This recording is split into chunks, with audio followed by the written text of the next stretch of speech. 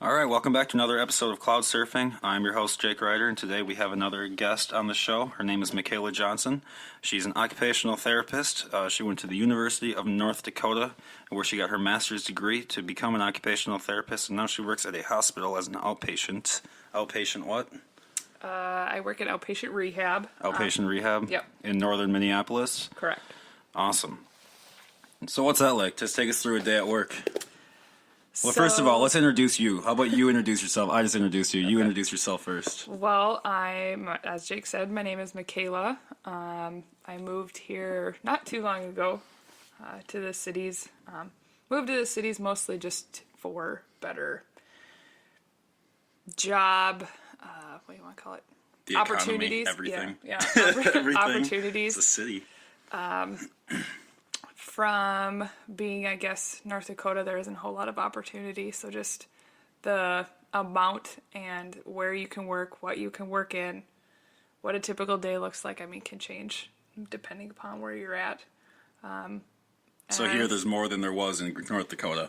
Yeah, it's kind of hard to kind of zone in to where you want to be in North Dakota due to kind of a lot of it being rural.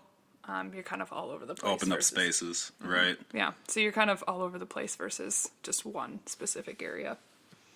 So you decided to come here. Yep. More hospitals, or just because of more patients, or what's the biggest reason other than just more opportunity? Like what brought you to this place? I would say just more like vast array of specialties too. As I'll talk about in a little bit as to what I work with specifically. It's just the amount of like continuing education that's available. You can work in specialty clinics, you can work in hospitals, you can work in pediatrics. There's such a variety here versus somewhere that's more rural. Hi, Bray. Hello. Bray doesn't want to be on the podcast, but here he is. You can hear his voice anyway. Okay, well, tell us. Let's go through a day of a normal day at work. What do you do when you first get there? Go through all of that. So usually when I go to work, we're assigned our own laptops, so we have our own personal laptops that we do. So I'll grab that, open it up. First, I usually open up the documentation system we use, just because, I could have an 8 a.m. that I didn't know I had at 4 p.m. when I left work. So I always just double check, make sure that I'm not putzing around at 8:05 when I'm supposed to be seeing someone. Then usually I will go through kind of each patient. Usually mostly I know what I'm going to do with them the day before because I check my schedule the day before. But just to kind of refresh, see what my day looks like, and kind of see if anything happened to any of my patients, because I didn't say this at the beginning, but I work with neuro population, so most of my caseload is stroke patients, and I also work with traumatic brain injuries, concussions, Parkinson's, and then you have those few random weird neurological diseases or disorders that kind of pop in there too. So, neurologically speaking, what would be a neurological disorder? Like, what separates those from something else? Neurological is mostly associated with brain, nervous system, those types of spinal cord shit. Spinal cord, yep, I forgot about that. Spinal cord injuries. Right now, not treating too many spinal cord injuries. North of Minneapolis is kind of starting to get more of spinal cord injuries, but... That's not good. I don't know if that's good or bad. Not spinal cord injuries, but patients that are moving and going to therapy more closer to home versus driving down way into Minneapolis. Right, going to what is that? What is the one that everyone goes to? Mayo. Yeah. Yeah, the Mayo Clinic. No. Places. So, and then depending upon when my first patient is, usually go out, see how they're doing, come back. Usually our sessions are 45 minutes, evaluations are an hour. So it just depends upon. What's the difference between those two? So an evaluation, usually in the outpatient setting, people have already gone through. So outpatient, what does that mean? So outpatient is where people are living at home, a group home, assisted living, nursing home, depending upon, I'm not going to go into that. So it's people who are living in the community and that come in for therapy. Gotcha. So they're able to live. They get dropped off, picked up, or drive in or whatever. Yep. And I mean, it all depends upon how and what their abilities are. But in evaluation, we usually get it we have to get it from the doctor, and then usually gives a diagnosis, and then you can, within that documentation system, chart review, look at when they were in the hospital, why they were in the hospital, how did they progress while in the hospital, and then if there was any additional rehab post-hospital, like a inpatient rehab where they stay in the hospital and do rehab every single day, or were they at home doing therapy at home when someone came to their house 2-3 times a day. And then once they get good enough, quote unquote, they can come into outpatient, and then we see them at anywhere from 1 to 2 to 3 times a week, depending upon. So look at, again, all that information, and then I just do a bunch of testing, usually cognitive testing, look at memory, focus, attention, information processing, how they're processing information. And then depending upon diagnosis, we do coordination activities, looking at how your fingers and hands are moving, looking at how your overall arm movements are. Then we look at strength. We test shoulder strength, bicep strength, tricep, grip strength, and then kind of from there talk about what they want to accomplish. Right, what their goals are and to get back to. Yep. So occupational therapy, this is something, I mean, I didn't even know what it was until I met you. Where does occupational, I mean, and before you told me what it was, and I'm like, oh, that makes total fucking sense that we would have that. Yeah. Because obviously, so why don't you just explain what an occupational therapist is? Well, I will tell you that you're not the only one that doesn't know what we do. Probably about, I'm going to say, a good majority of the people have somewhat of a clue of what we do, but not fully. I have gotten that, am I going to help them find a job? That is no. Occupational therapists are more so looking at your everyday functional activities, getting dressed, brushing your teeth, showering, whether it, or not even daily tasks, but taking out the garbage, cleaning your house. Right. Just things that you do on a daily basis. That we all just do normally. Just do and don't even think about doing it. And then also we look at, like I said earlier in the evaluation, that we look at cognition as well. How you're doing functionally in that cognitive aspect. Not necessarily like, can you remember what day it is today? But we also look at, can you manage your medications on your own? Can you balance your checkbook? Can you manage your finances? Are you cognitively aware of remembering to pick up the kids and whatnot? Yep. Are you cognitively aware of how to set up a doctor's appointment? Like walking through those steps as well, or even following a recipe. And then we just try to see where they're at now and where they want to be, and then kind of fill those gaps and provide, whether it be exercises, strategies, activities, to kind of get them back to those goals that they set at the beginning. So, and do you kind of provide them with maybe goals that other people have had in the past if they don't know really what their goals are? Like there's a kid that I know of who, he got in a car accident when we were like 17, and his, like, I want to say it was waist down. He couldn't even move. And he said, like, well, I don't know what my goal is, I guess standing. And they're like, well, how about walking? You know, like, maybe be able to, maybe shoot a little higher than that. Yeah, and I mean, they have, so like the way that we do it is we ask them, like, what is your goal? What do you want to accomplish from therapy? Usually it's super broad of, I want to get back to normal. If they're unable to think of anything specific, sometimes I'll put that goal and just kind of redirect it towards, okay, what specifically do you want to get back to? How about, like, for example, some people have a lot of difficulty putting their pants on, especially if, let's say, a stroke patient has pretty much no use of their, let's say, left side. They're going to have a lot of difficulty trying to pull up the left side of their pants, or even putting their left sock on. So it's kind of breaking down what their goals are. If they say, well, it's hard for me to get dressed, and it's kind of picking apart, okay, what part of getting dressed is hard? So kind of just trying to Walk them through. narrow it down. Yeah. Walk them through their goals almost too. Yeah, and I mean, it depends day by day. One patient could be doing fantastic on a Tuesday when I see them, and then 2 days later, they could be doing horrible. I mean, it's not like the fact that it's not that they just dip like way down, but especially with the neurologic population, I mean, they're kind of up and down depending upon how they feel. When Right. You got your body's trying to figure out what what is happening. So. Well, I mean, well, too, you just told me this, and I didn't even know this, but your brain is just like liquid until it's like not out in your brain anymore, or not in your brain, in your fucking skull.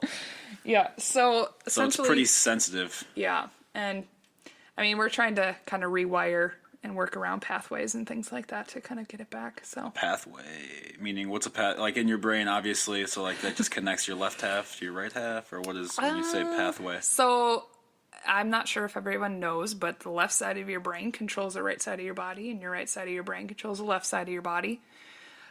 So it's essentially, I mean, you got pathways going from, I mean, just if you flex or move your finger, curl it, straighten it, that's a part of your brain that's saying, okay, all right, all those muscles that activate that need to do it. Whereas someone with damage or to their brain, that sometimes is a little disconnected, whether it be from a concussion or a stroke. We have to somehow build around those areas and rewire different parts of the brain. Concussions are getting big. Mm-hmm. What are you seeing a lot of concussion patients coming around? When I started working, I was not trained right away for concussion. One of my coworkers was, and about probably 60% of hers was concussion, mainly vision. And then I was trained on as cognitive concussion, so I worked a lot with memory, attention, focus, that aspect of it. Slowly being trained in vision, which is a majority of why they come to us. I haven't had a whole lot of cognition concussion people. It kind of goes hand in hand, though. Gotcha. So, I mean, I've had plenty, and I never went to see anyone for anything. They were like, yeah, just don't do anything. yeah. And I mean, the people that, I mean, I was just actually talking about this today with someone, is the concussions that we see are pretty severe concussions, like to the point where people come to us for months and try to figure this out. And they're like, I've been having these vision issues and I get high anxiety when I go in the grocery store. It's because their brain can't process what's happening. And so we kind of have to retrain their eyes. That's crazy. Mm-hmm. That's crazy. And you can get that from like anything. Yep. Tripping. Yep. And sometimes, I mean, it's tricky too with that piece because every single person I've worked with is completely different. There's Right. not one person. You could have the same area of your brain damaged and completely. Isn't that weird? different.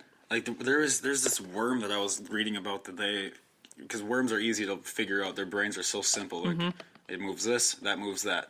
We have a complete neurological map of this worm. We know everything about it, and we still don't know how a worm's brain works. Yep. That's weird. Yep. It's crazy. I mean, for example, too, there's one guy that I worked with. I saw him 1 week, and I eval'd him, and he had quite a bit of numbness in his hand.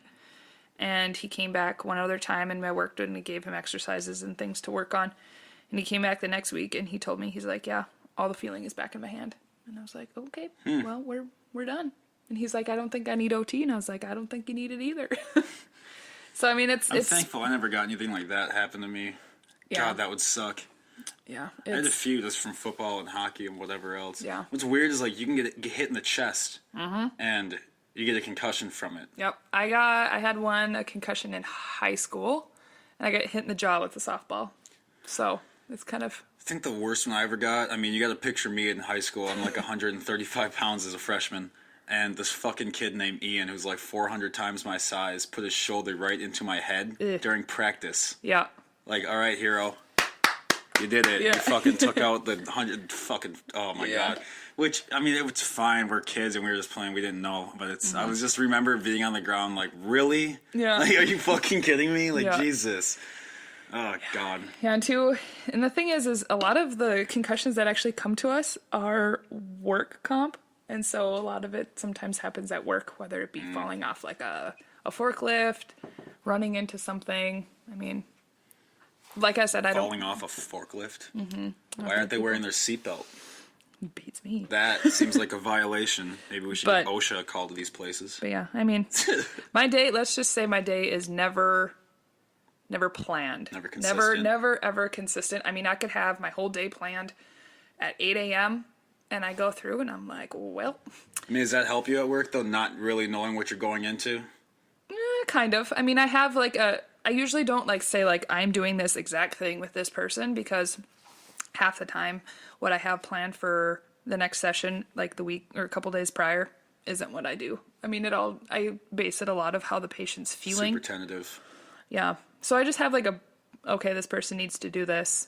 All right, let's do this. And I mean, sometimes I just have a broad, like, fine motor activity. And then I'm like, okay, well, what am I going to do?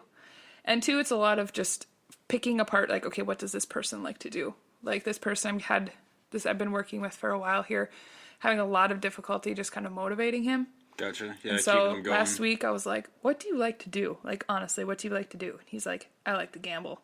So we played cards, and I mean, the dude lit Champion. up.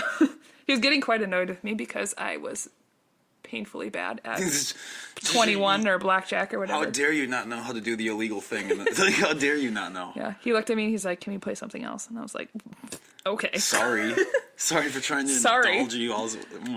Whatever. What can you do? So what is, okay, so first of all, what kind of, let's say, do you develop these pretty good relationships with your some obviously suck. Yeah. But there's some good ones. So, like, what is that like? Do you develop, like, these almost, like, that sucks that they're leaving, but it's a good thing that they're leaving, kind of a bittersweet? Because you won't see them anymore, but they got what they need out of it. Like, what is that like? Yeah, you definitely, I wouldn't say, like, you come attached to someone, but you definitely build a relationship. I mean, there are definitely people that you click with really well, and some people you don't. And you just have to kind of grin and bear it until you get through it. But yeah, I mean, seeing people from when they first come in, which, I mean, like I said, I'm kind of outpatient's kind of that last step in the recovery process. And so Right. they've come a long ways, but I still have people who are pretty impaired. And it's kind of cool to see the progression, especially the people that come for a long time. Do they get to see the progression? Like, because when you're in a position of, like, rehabilitation, it's not easy to see that progression. Like, do you guys chart it for them, or how does that? Yep. So like everything that I talked about at the beginning that we usually test either that if they're coming for extended amount of time. Usually we test at about 10 visits. If the 10 visits don't happen, usually I try to do it like monthly. But if they're making really good progression, I try to maybe do it every couple weeks. I mean, it all depends on the Kinda keep person. 'em- Yeah. I mean, I have plenty of people that say, I feel like I'm going backwards. And then we test it and they've gained like 4 pounds in grip strength. They've decreased their scores in time by like So it's more 30 just seconds. them not meeting the bench stones they have in their own mind Yep, of where yep. they want to be. Yep. And it's kind of hard too because you can't give people in rehab like an exact day of when they're going to Right, get better. because you have no idea. Mm-hmm. Especially neurologically. Yep. That's crazy. Yep. And obviously, I'm a fucking idiot. I don't know anything about neurological anything. I don't know anything about any of that. Oh, I'm But still I learning, do so. know is that the concussions that I've had 5, and they've had lasting damage in my brain. Very much so. Yeah. Like my short-term memory. Yeah. Everyone's like, it's because of the weed. No, it's not. It's because no, it's not. It's because I'm telling you, my memory has been complete shit since like sophomore year of high school when I got fucked up. That was Yep. about the last time I can remember being like, yeah, I can cognitively remember everything I'm doing. Yep. Short-term memory is the number one thing that every single person with a concussion says that's difficult for That's them. great. So what about CTE? Isn't that's coming around? Are you seeing cases about that in occupational therapy as well? Because it's tough to kind of identify those cases too at this point. Yeah. No, I haven't seen anything with that. Definitely, they've definitely talked about it, but the chances, the way a concussion works is when you have one concussion, your ability to be or have another concussion or sustain another concussion is doubled. So So where am I at with 5? Am I at just like, if I get hit by a feather? no, I mean like it's so when you get a concussion, I mean your brain goes Scrambled around up. in your head, and the susceptibility to you like hitting your head again hard, your brain isn't completely healed, so it's kind of I yeah. see what you mean. So like I've worked with people who have had like a concussion and then they fall and hit their head like 2 months later, and another concussion and another concussion. So and, it's just kind of a repeated. yeah. So we've seen a couple people that have had like 3 concussions within the last couple months, and it's like, oh, That's my crazy. gosh. What are they doing? I don't know. I mean, when you have a concussion, your balance sometimes gets thrown. Especially And with so- you age too. I'm sure you have some elderly people too Yeah. that are coming in. Yeah, and the way that kind of works is you have these little crystals in your ears, and when you get kind of thrown around, those get little knocked off, and the crystals allow for your brain to know where your body is sitting, and so those get a little knocked off, and then your brain again has no idea what's happening. And then, So when those get knocked off, do they grow back or are they gone? no, they have physical therapy has something called vestibular therapy, and they can, I don't know what they do, but they somewhat fix it. They put them, it just kind of like the way that they position your head kind of puts them back into place. Oh, I have no idea how it see. works, but So I've heard about this other thing too. What is God, they put you in this tank and they pressurize oxygen into you and it like the supposed to help. hyperbaric or Yeah. hydrobaric, however you say it. Hyperbolic chamber. There we go. Hyperbolic chamber. Yes. Hypo would be taking it Like away. I saw this case. Just the only reason there's one of the Humboldt Broncos. Yeah. He's been in one of those, and he gained a lot of his mobility back. And he's been told by everybody since day one that he'll never move again. And his arms are coming back, his legs, and it's been 3 years. Yeah, because the more oxygen that's pumped through your body it allows for things to, I don't want to say grow, but like heal faster. Like for example, people with strokes, sometimes they'll increase their blood pressure, and so that the more blood and oxygen is flowed through their body and flows through their brain to help heal that process as well. So it's just the more, and that's definitely something that could happen. Do you have to be prescribed something like that, or can you just go and be like, hey, feeling like hopping in the old hyperbolic tank today? I want to say you probably have to be prescribed it because, if shoving oxygen into you. Yeah, and it's Grey's Anatomy, but you can't just open the door and it just all this like because it's decrease in the pressurized is gonna blow your ears. Blow your ears, yeah. I do It's like weird going in things an to your body. airplane. Yeah. And opening the Yeah. cabin. Yeah, you wouldn't want that. So, but I don't know a whole lot about that. Okay, but so we're just kind of drifting off in the weird Yeah. waters here. Yeah. Okay, we'll go back. We'll come back. So what was school like? Because you went to the University of North Dakota. I did. It was That's cool. where I met you in Grand Forks. So what's that all like? So you would undergrad there and then graduate right after, or is it like a program, or how does that work? So the way that UND has their OT school set up is the quote unquote way that you're supposed to do it is it's a 5-year program, 2 years undergrad, 3 years grad. So it depends upon if you go to UND first, if you go to like Concordia or U of M or any other college, sometimes they require you to have the 4-year degree if you're coming in from somewhere. Whereas I decided late what I wanted to do, or later, I guess.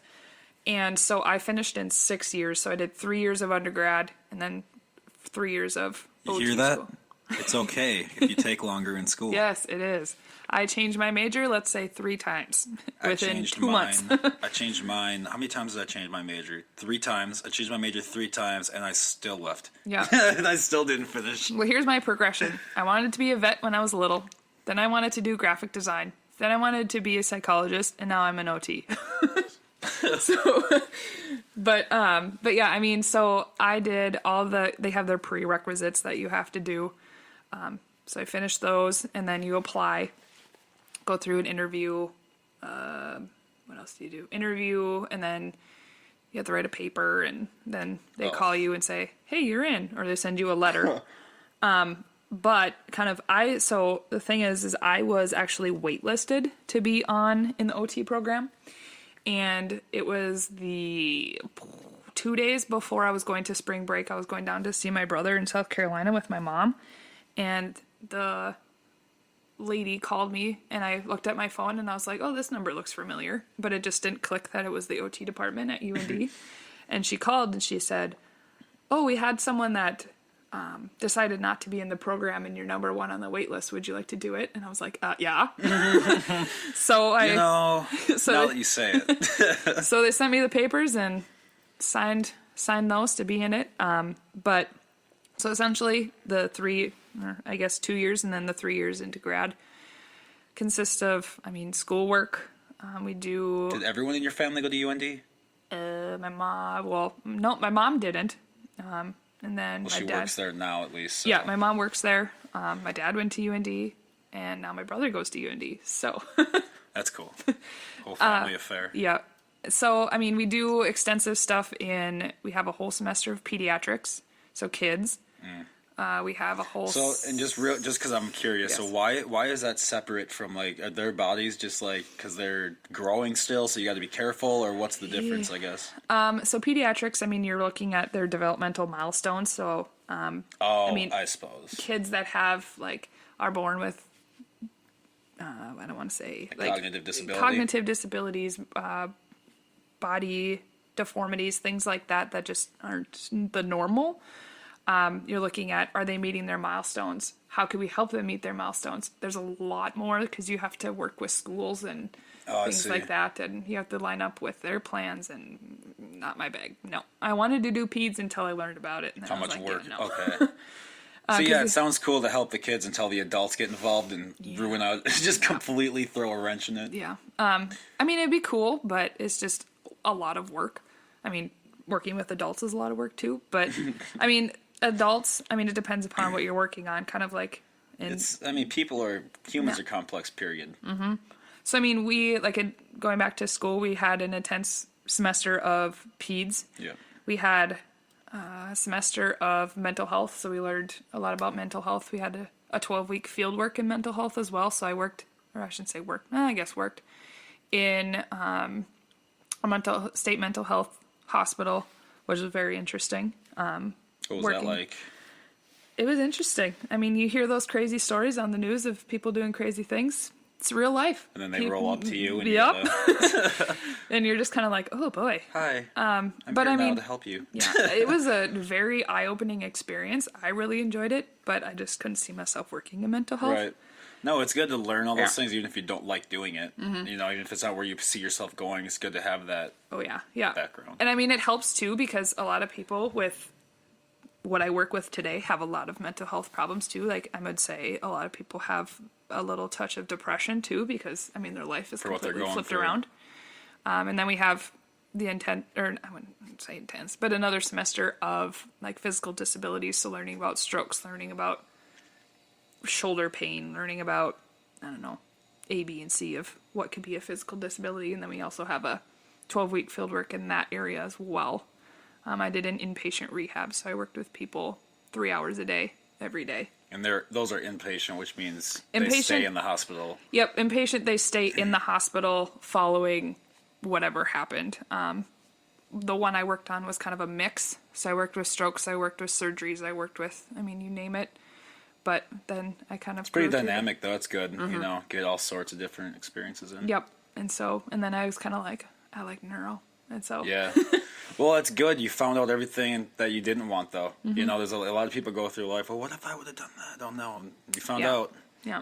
And then kind of the cool thing, too, is, out of school, you got it kind of the textbook. Okay, this is what you're going to see. Yes, it's good to have that information, but you're never going to see a textbook example of someone ever. Right. And then, from there, from school, you can do, continuing education, get certified in different things, like with school, or with, right now, actually a few months ago, I just got certified. It's what's called LSVT.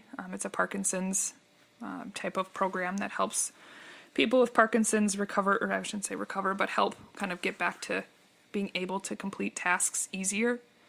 I also do I should say I got certified, but I got trained. I work with people with cancer cognition, so people who've gone through chemo treatments that chemo kind of That's destroys tough. their brain. Yeah. I mean, actually, they're probably the most motivated people that I've Well, worked with, right, too. because I mean, they're people fighting cancer. Unbelievable. Yeah. And I mean, usually the people that I see aren't actively doing treatment, but are kind of in that area in which, okay, we're between treatments, they're trying to figure it out. And with those people, I usually just give strategies of Right. how can I help you be able to function. I mean, some people are still working, and it kind of just depends upon what happens. So what does chemo do that would, is it just like the radioactive isotopes in it that are kind of throwing you off? Yeah, and they just essentially, I wouldn't say destroy part of your brain, but it wreaks havoc on your brain pretty bad. People kind of say it's kind of quote unquote chemo fog, chemo brain. People don't know what chemotherapy is. Can you explain what chemotherapy? I don't know specifics, but So- essentially it's kind of, I mean, people with cancer, whether it be breast cancer, cervical cancer, any cancer in your body, bone cancer, bladder cancer, I don't know. They go through, I mean, treatments to essentially kind of try to kill the cancer cells. Right. There's different types of treatments. There's radiation, there's chemo. So a lot of people think those are the same, but they're not the same. They're Chemo not the same. is a drug that is put into your body. Through a port in your chest, right? They Through a put port. Well, they have through a port, and you can take it orally as well, Well, like with a listen pill. to this shit. There's a kid. Oh my god, his name is Brody Shirk, and his mom was on the radio back home in Wisconsin. Mm-hmm. Her name was Katie, and her kid had literally got fucking cancer when he was like 5 years old or 6 years old. So he's got a port in his chest at like 6 years old getting chemotherapy. That's nuts. Yeah. He's doing well, by the way. But yeah, I mean, so it all just depends. It's crazy. Yeah. Yeah, and radiation obviously is when they put like a beam of radiation through you. Yeah. Radiation is a little difficult because it's more intense. I mean, chemo can be pretty intense too, but I mean, it all depends upon where the cancer's at, what are they trying to target, what are they doing, is it a tumor, is it little spots, like Right. it just depends upon, and every single person has a different treatment. And so when you were learning, you did that when you were part of school, you were learning about all of that too while you were in that 12-week. Not so much the cancer. That was at my current job that I Oh, I took gotcha. on that role. Okay. Yeah. So like Gotcha. from school, I mean, you don't learn. We're not really certified in anything really when we leave school. It's more so of kind of what your interests are. Gotcha. So at work, they were like, "Who So they wants just to be a kind of cancer?" get you ready for where you want to go at the workplace. I Yep. see. Yep. And then you can just take on whatever roles you want. I get you. So So what's after that part? You got the 12 weeks of inpatient and with the state, with the mental health, and then you did the physical health or Yep. the physical therapy. Then what? and then every program's different, but after you finish those and finish all your coursework, you graduate. Woo! Probably the best feeling in the world. And then the loans. Yeah. And then, so after graduation, some people, it depends upon what they want to do. You have to take boards. I finished school. Boards is a test. Is right? a big test, so that way you can become registered in the country. Oh, in the medical field. Yeah, so saying you are registered OT. Gotcha. Just like you're a registered doctor, Gotcha. registered nurse. And then I was actually done with school in April. I finished my last field work in April, so I had from April to May to study for these boards. I mean, I studied every single thing I learned in school. It was terrible. Spent... It's the final of the finals. Yes. It's like finals on finals on finals on finals. That sucks. And then you take this 4-hour test, I believe it was, in hopes that you'll become an OT. I was deathly afraid of taking this test. Are you allowed to because- retake it if you fail? Yes, but it also is at a cost of about $400. Okay. So you're it better praying be that you worth pass the it. first time. It better be worth it. Yeah, so I mean, I passed. That's good. So, Obviously. yeah. You're sitting here today. Yep, and then you apply for your licensure in whatever state you're in. So since you got certified in North Dakota, did you have to apply for both North Dakota and Minnesota, or is it just because you got hired here, you just only here? I'm only here. I'm only in Minnesota. I mean, if you're looking at, like, I have professors, so we have a sister program in Casper, Wyoming. And so my professors are certified in Grand Forks in Minnesota, just because Grand Forks is super close to East Grand Forks. So if they have to go over there, they're licensed in Minnesota, and then they're also licensed in Wyoming, because if they have to go, I don't know what they do in Wyoming. But, it's all dependent upon where you want to be. Do you know there's more people in D.C. than there are in the entire state of Wyoming? That doesn't surprise me. By like 50,000. That doesn't surprise me. But also, let's say you're on the border, on that border of, like, Minnesota and Wisconsin. Depending upon your job, you might want to get both. It's all just dependent upon where you want to be. Yeah. So let's say you hopped over and you getting arrested. You'd probably get in some trouble. SWAT team comes, kicks your door in. Yep. So, after boards, it's like celebration for a little bit. You can breathe. The weight comes off the shoulders for a second. And then you just wait for your little certificate in the mail. Cool. And then it's job hunt time. So job hunting is, I don't know, it's depending upon, I knew I didn't want to do acute care. But if that was the job I had to take, acute care is like you're seeing people while they're in the hospital. Okay. Go to their rooms. Or you go to their rooms. Just as an OT, you make sure they're okay to either go home, or do they need further rehab to get stronger, help with daily tasks. And then as outpatient, I explained before.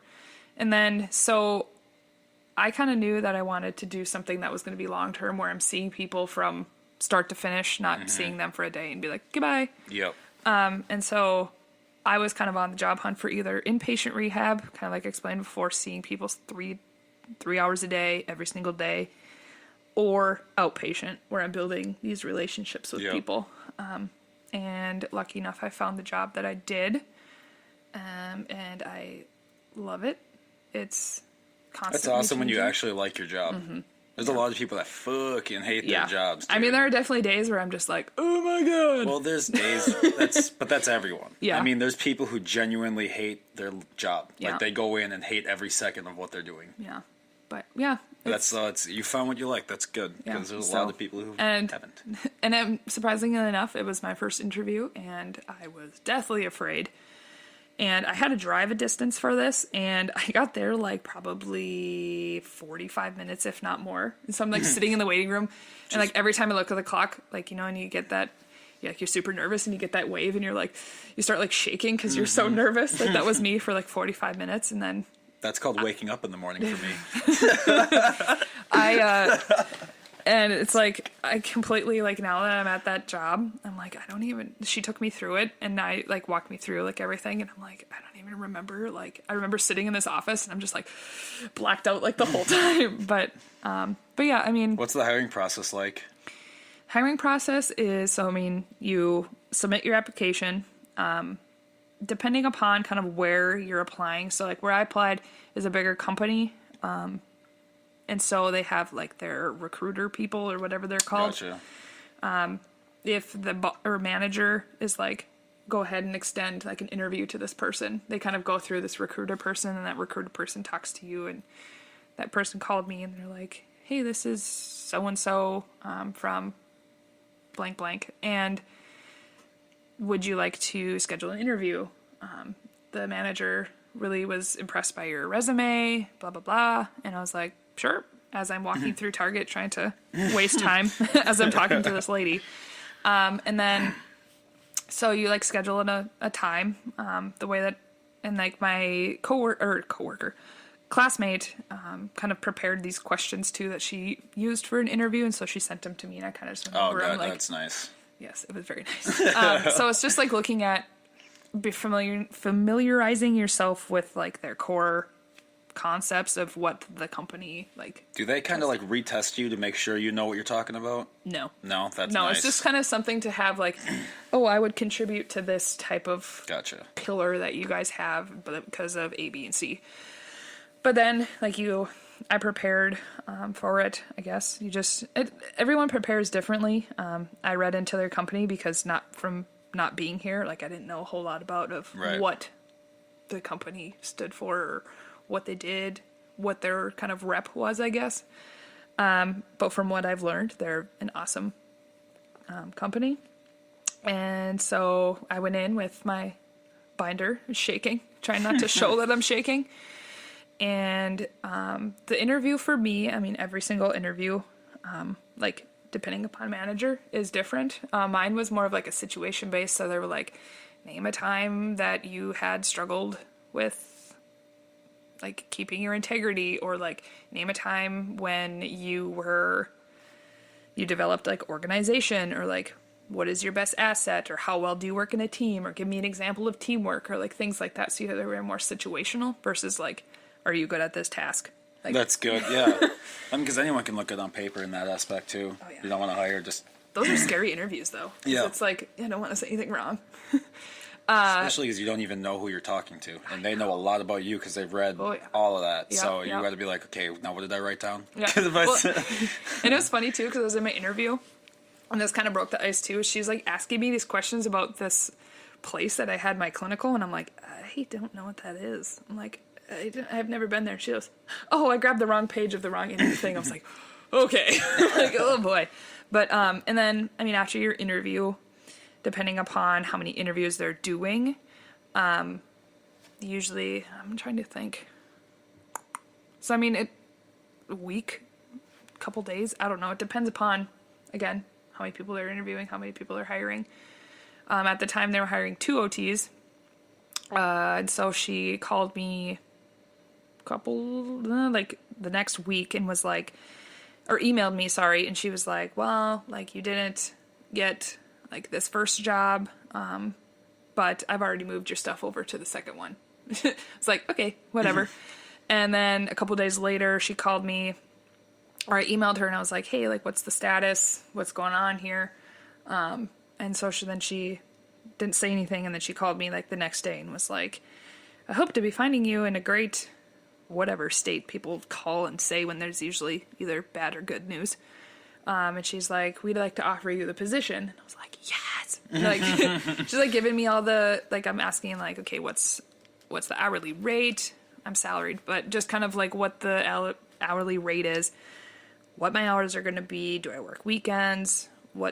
Just asking all those questions. And then they told me all that information, and she's like I couldn't just be like, yes, I want the job. So I was like, well, I'll call you back. She's like, give us, I think it was like 24 to 48 hours. She's like, give us a call back so that way we can kind of finalize everything. So of course I'm like, I just wanted to be like, yeah, just sign me up. So then I had to call my mom, and I was like, well, guess what? Blah, blah, blah. And I had to call my dad and be like, yeah, guess what? And trying to waste some time Right. as I'm sitting here like with my iPad Jittering. just shaking because I'm like, I just got a job. And Getting your first job out of college is cool. it is. Your It's first kind of- real job. I mean, anyone can do whatever. Like, Yeah. Your first real job it's pretty sweet. First real job, for getting your first pretty good paycheck. Even if is it's the not best out of feeling in college, the even if world. it's out of high school. But when you Yeah. start making money, it's like, I got money. oh god, life is finally here. Even Oh, though thank my you, first check Jesus. was like not even that much. I'm like, I still got a It paycheck. doesn't matter. I remember when I was working such bullshit jobs. Yeah. I mean, I'm getting paid more hourly per podcast than I am from any fucking job I've ever had. Yeah. But, and then you go back and forth with hire dates. Mine was I got hired around kind of right before 4th of July. And I still had to wait for my license to come in because it took forever, because that's the time when everyone's graduating and passing boards Right. and applying. And so it took forever to get my license. So I had to keep pushing my start date back, which kind of sucked. And so I just finally messaged them. I'm like, can I get a temporary license? Like literally anything would be great. So I could start this job. So, and then you have to go through some like onboarding stuff with like documentation, learn how to use it, and then you show up for work and they're like, well, there you go. So it's just, and then, I've worked there for like a year and a half-ish. and I'm still learning every single day. And I mean, people that have been there for, I work with people that have been there for almost 35 years in the same position, in the same job, in the same place. In the same hospital. That's crazy. Same hospital. And so it's like, there's some longevity here too. And I mean, they're still learning every single day. I learn from them. Nice. They learn from me. You see people who have been there a long time. That's one of the things too that caught me with that. I didn't know that until my interview. And they're like, yeah, we've had people from anywhere from working here for less than a year all the way up until 35. That's and I was crazy. like, it's good. that's a good sign. Yeah, they're sticking around. So, Yeah, we really can't get anyone to stay. Mm-hmm. There's probably a reason for that. Yeah. And I mean, yeah. So that's pretty much the hiring process. I mean, it's nerve-wracking because it takes so long. Yeah, exactly. Like you apply and then it's like, okay. With specialty jobs like that too, because it's multi-steps, it's not just paper. Okay, you're good. When can you start? Right, You have exactly. to go through, and then you have to go through background checks, and you have to get blood drawn, and You have to get your blood drawn? For what? And it's just to make sure, that I'm working in a hospital that I don't have, and I'm working directly with people. So I guess that's fair. make sure I don't I have any suppose they don't want you to have diseases. MRSA or some shit and then go around some old person. Yeah, but yeah. So I that's don't the know what hiring MRSA process. is, but it sounds terrible. It's- Isn't it like ringworm? No, No, it's not. What is it? No, Oh my god. no, it's It's like a really bad something. It's right? like a skin infection, essentially, that can be spread pretty easy. Staph infection, but bad, right? Like a worse Essentially, staph yeah. infection. Yeah. I had a friend, Zach. One of my friends, Zach, fucking went to Duluth. The dude had something went wrong. He had a staph infection in his Ew. blood, Ew. and they had to put like a hose. He sent me a video because that's just the type of person he is. Gross. Yeah, right? Like, I want to see that. Of a hose going up into his arm, into his heart directly. And then he Ooh. has another, crazy, all this for a staph. And the dude was like... Yeah. Yeah, I mean, it depends upon. he was playing football, Yeah. and he went to his athletic trainer, and he's like, I'm just not feeling good at all. His athletic trainer is a guy, so he's like, oh, just go home, you'll be fine. And he gets into the ER at about 4 in the morning the next day. That's kind of hard too, because I mean, the more that you let that sit, Yeah, that was not good. That was not good. but yeah, essentially the hiring process. It's not bad. Long drawn out process, but it's worth But it. once you get the job, it's almost like, that's the thing a lot of people need to remember too with, one day you're going to look back and be like, what the hell was I so nervous about I know. anyway? What was I so worried about? Yeah. Times get tough and things Yeah. get stressful, but you always look back and things get better. Yep.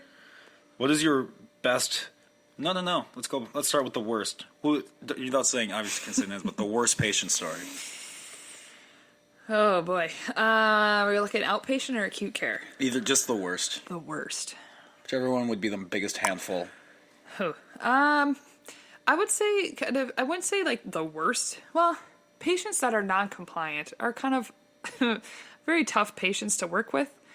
Not so much that they just don't want to do anything, but also the fact when they lie to you and you know that they're not, and it's like just it's a lot of work that could be just being like, yeah, I don't want to do this. Right. Or people, I mean, in outpatient I haven't worked with someone that's just terrible.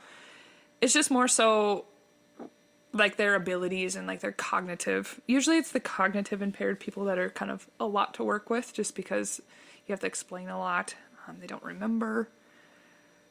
I mean, I've learned to have a lot of patience with this job. Not people, but I guess characteristic of patients. So you've done a great job dancing around this question. I don't know. I can't really give you a worst patient experience. I mean, I can probably give you more one in acute care when people are crabby, mean. If we're looking at worst, in the aspect of just a terrible. I've had people. I mean, as other hospitals call code browns, that are something really serious. Code browns for us is some bowel explosion somewhere. I've had people walking to the bathroom and peeing all over the floor, and I mean it's different. I wouldn't say that I've really had anyone that's I don't even know a worst patient story. I've just had a lot. It's kind of a tough thing because worst patient, obviously no one's trying to be worst, but people can control their attitude. There's some people who just don't want to be anywhere near you. They don't want your help. Yep. Oh, I've definitely had people yell at me to get the F out. Don't touch me. But then it's always funny too, the people that are super crabby when you walk in there, and by the end they're like, "Oh, thank you so much," and you're like, "Oh, shut up." You're just like, oh. But yeah, I mean, I've just had very like, just like with the Code Browns, and I mean, the one that this man, I woke him up, and he was like yelling at me. He's like, I need to pee. And I'm like, okay, hold on. And he's got oxygen cords. He's got an IV. He's got oxygen hooked to his finger. I mean, everything is tangled, his phone, everything. And so I'm like trying to get up as he's yelling at me. He needs to go to the bathroom. And I'm like, just hold on. And of course I need to maintain composure. Because you're working. Like, ah! And so he gets up, which he's not supposed to, and walks to the bathroom. And as he's going, it's all over the floor. And chair alarms going off. And I'm on the other side trying to walk, and thank God that one of the physical therapists that was up there walked past the room, and they're like, what's going on? I'm like, I need some help. And so this guy trying to get into the bathroom, and I have to step over his oxygen cord, which is at like full capacity. And so I'm like, should have just pinched it. Sir, I'll release the oxygen when you and he's freaking out because this walker's on his toe, and I'm just like, there's no room for me to do anything because this room was tiny. And he's like, and then his socks are all full of pee, his gown's all full of, it was terrible. That just sounds awful. You walk out and you're just like, sounds awful for both parties, because he's probably pissed off because he's a grown man pissing his pants. I'm sure he doesn't want to be in that position. Who wants to be in that position? But you don't got to take it out on the person trying to help you. I know. And it's like you just walk out of that room and you're just like, oh my gosh. Take a deep breath. Yep. Customer service face. Yep. And then you just go and, because you have to pretty much kind of document after, and I just like sit in the chair and I'm just like, I just need a second. But, but I mean, I don't think I've had like someone that's like the worst patient I've ever worked with. It's just intense, crazy stories that are just like, oh my God. Well, how about instead of worst patient, what are some things that we can be as patients, I guess? What can we be doing better to help you guys? Like characteristic-wise? Yeah, what can we do better to help your job easier, to help us? Because obviously if we're easier for you, it makes your job easier, gets us better faster. What can patients be doing more to help you better? Honestly, I mean, during whatever you're going through, whether it be like an injury, whatever it be, I know that definitely people are not going to be happy, but just being, and it's hard to do this too, but being just kind of open-minded and just trying things. Like I've definitely worked with people who are very like, nope, I'm not doing it. It's like their mind's made up before you even tell them. So just being open-minded. One thing that I always stress people, even outpatient and acute care in the hospital, ask questions. A lot of people come to me saying, well, I didn't know. I didn't ask the question. I don't know what I'm supposed to be doing here. Even if you feel like it's a dumb question, ask the question, because a lot of things get confused, misinterpreted. People take the wrong medications, the wrong dosage, get the wrong information. Or you hear the classic, well, my doctor didn't tell me. It's like, well, your doctor has about 112 patients today. Yeah, I just ask the question. I mean, even if it's simple as, how do I put my sock on? Because people are embarrassed that they can't put their socks on. Ask the question. Just do it. We're there to help you. We're there to work you through this. It's our job. This is what I signed up to be. Right. Well, that'd be like coming to a comedy show, and then I just like, and then, do you mind if you like make me laugh tonight? Would you mind? It's like, yeah, I can do that. That's the fucking point. Yeah, and I mean, it's kind of human nature to think like, oh, I don't want to bug this person because I have this many questions and blah, blah, blah. And it's like, ask the question. It's what we're here for. And I mean, sometimes, depends upon kind of how the person perceives the other person too. I mean, as a therapist, we're going to pick you apart. We're going to ask you questions that you don't even want to answer. Not so much like bad questions, but we're going to ask you from head to toe, how are things going? And most of the time people are just kind of like, how's it going? And they're like, good. And then it's like, us as therapists, we're going, how's it going? Do you have pain? Does this hurt? How does your finger move? How does your hands move? Like, we're going to pick you apart. So, I mean, and then that's us kind of drilling with those questions kind of sparks some of those, well, blah, blah, blah. Or, right. I've been thinking about ABC, things like that. But just asking the question, being open-minded, patient, being motivated. I mean, that's kind of hard to say, you just had this life-altering thing, be motivated to do this. I guess just try. Trying your best. Yeah. that's kind of, I mean, Yeah, you got to want to get better too. Yeah. You know, you got to want to get better. I mean, you're obviously there to make them better, but they have to want to be better too. You Yep, know, it's one yep. thing to go through the motions, it's another thing to Yeah. truly try. Yeah, and it kind of comes to a point too. I mean, I've definitely worked with people where it's like, you don't want to change. This is the way you are content with where you're at. But it's, I don't know. It's just everyone kind of has their different levels of where they want to be and what they're comfortable with. But I don't know. Just Open communication sounds like the biggest. yes. Yep. And yeah.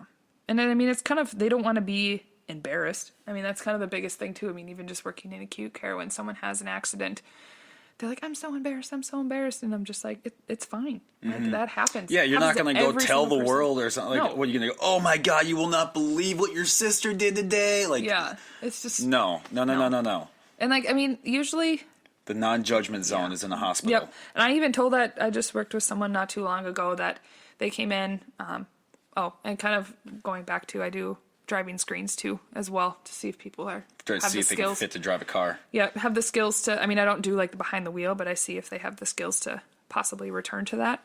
He told me, he's like shaking, and I was like, what is happening? And he's like, I'm nervous. And I was like, for what? And he's like, I don't know. And I'm like, we're a non-judgment zone. Like, I screw up, you screw up, we all screw up. Like, there's things that I do in a day, I'm like, oh crap, I shouldn't have done that. But like like obviously every day not of my bad, but it's life. just like, well, that didn't work. Let's try something else. And it's just, I don't know, just trying to be open. And I tell people all the time that, especially if I'm giving them strategies or exercises, I'm like, if you go home and these don't make sense or they don't work, I'm not going to be offended that you tell me, no, these didn't work. I don't go home with them. I have no idea what works. Could work in the clinic, but it can't work. It might not work at home. So just, I don't know, being open-minded. That'd be Right. my biggest thing. Well, I know we're going over your time limit here. Oh. What's the last thing you want to say before you go? Anything like before you say? Anything before you leave? Let's see. Read about medicine. It's impressive. Dude, It's insane. Watch those Netflix shows about medicine. What is that one that's just got up there like recently that when they were trying to figure out the New York Times column person mystery diagnosis? No, that's a TV It's like show. Diagnosis unknown. Oh man.